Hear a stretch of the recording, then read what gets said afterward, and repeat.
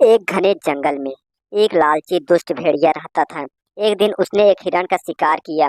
शिकार के बाद वह अपने लालच पर नियंत्रण नहीं रख पाया और जल्दी जल्दी उसे खाने लगा। इस जल्दीबाजी में एक हड्डी उसके गले में अटक गई। हड्डी के अटक जाने पर वह बहुत परेशान हो गया। अब उसे ना कुछ खाते बन रहा था, ना ही पीते। उसने बहुत कोशिश की कि किसी तरह उसके गले से हड्डी निकल जाए, लेकिन सारी कोशिश बेकार गई। अंत में उसने किसी से सहायता लेने का विचार किया। वह सोचने लगा कि ऐसा कौन है जो उसके गले से हड्डी का टुकड़ा निकाल सकता है। कुछ देर सोचने पर उसे सारस का ध्यान आया। सारस की लंबी गर्दन और चोंच, वह उसके मुंह में अपनी चोंच घुसाकर आसानी से हड्डी निकाल सकता था। बिना देर किए भेड़िया सारस के पास पहुंचा और बोला, सारस भाई, मेरे गले में एक हड्डी का टुकड़ा फंस गया है।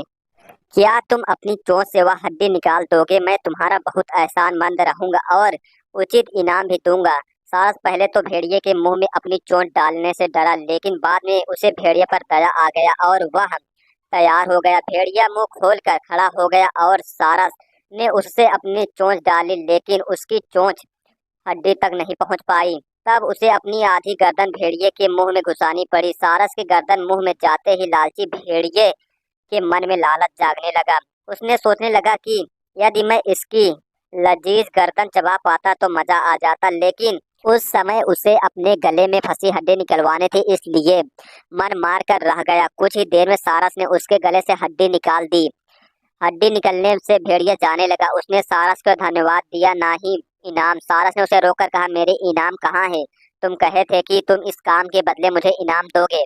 भेड़िया बोला, एक भेड़िया के मुंह में अपनी गर्दन डालकर भी तुम सही सलामत हो।